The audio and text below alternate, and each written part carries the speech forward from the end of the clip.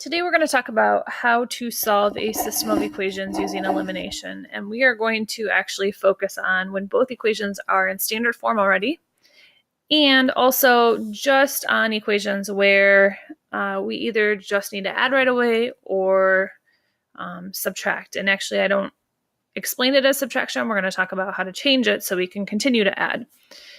Tomorrow we will continue on with elimination and talk about systems of equations where you have to do a little bit more work, where you have to multiply both equations or one equation by something.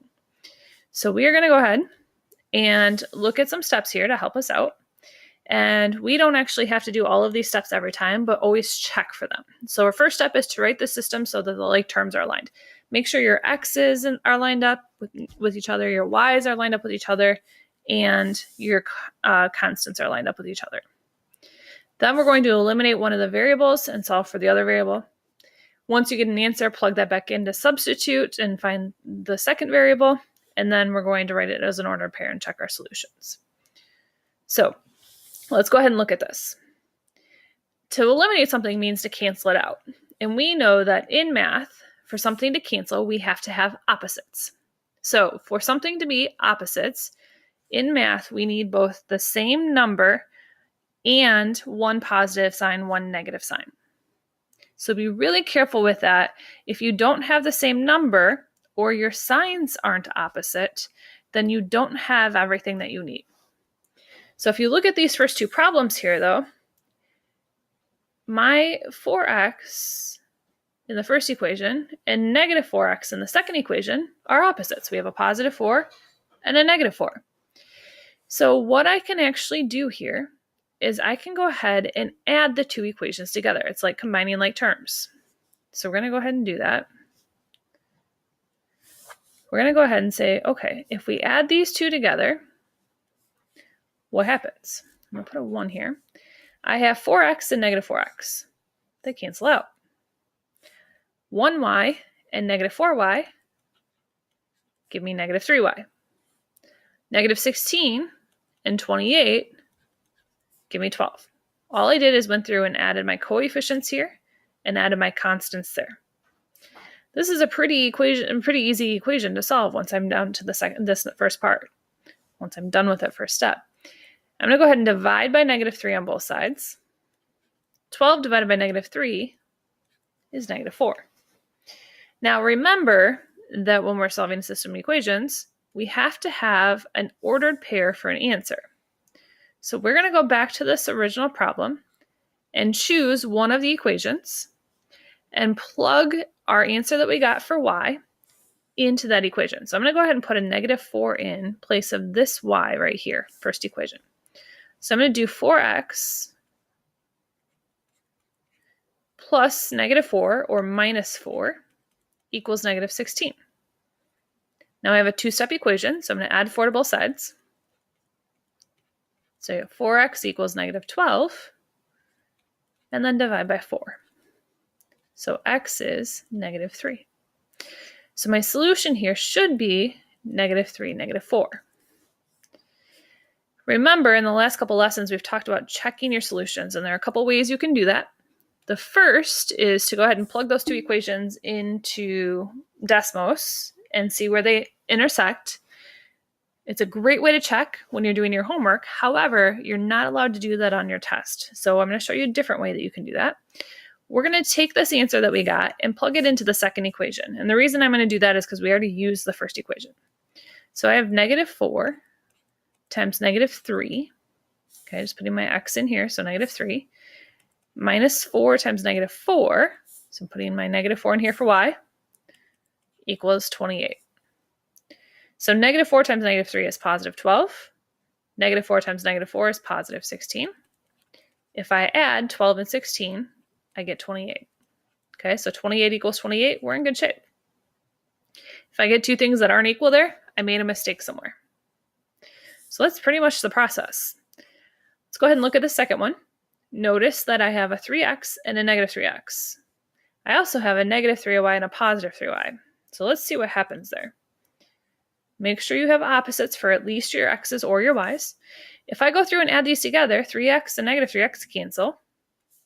Negative 3y and 3y cancel, so that means I have 0 left on the left side. Negative 10 plus 0 is negative 10. Now you'll remember from the last lesson that if my x's and y's completely cancel out, I don't have any variables left, then I have a special case, and it means I either have no solution or infinitely many solutions. Since 0 is not equal to negative 10, okay, those aren't equal, I know my answer is no solution.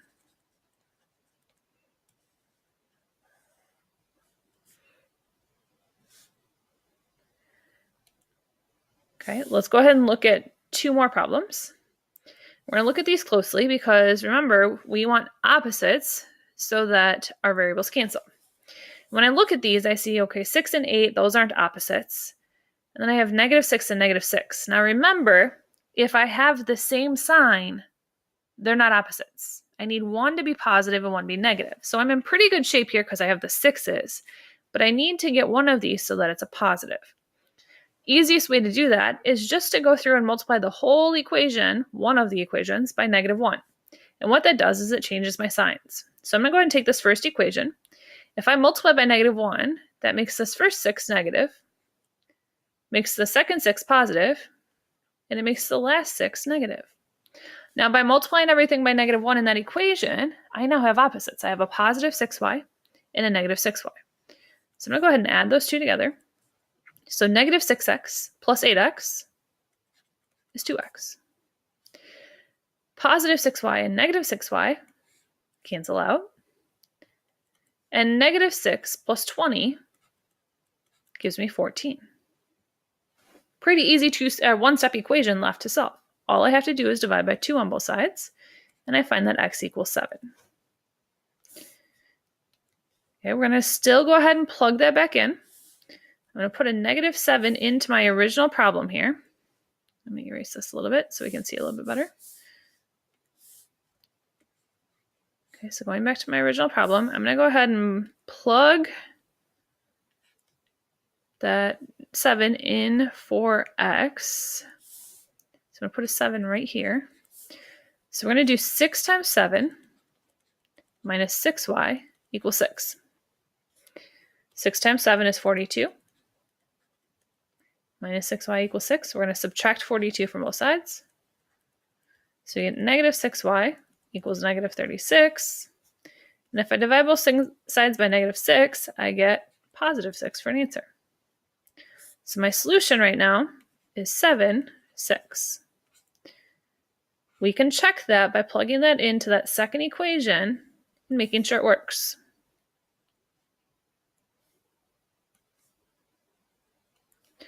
So we're going to do 8 times 7 minus 6 times 6 and see if that's equal to 20. So 8 times 7 is 56. Negative 6 times 6 is negative 36. And if I subtract those two, I do get 20. So we're in good shape. I'm happy. Okay, so one more time, let's look at this next one. Look at it closely. Notice that you have the same equation twice. And if you have the same equation twice, right away you should recognize that we have infinitely many solutions. Apologize, I can't spell.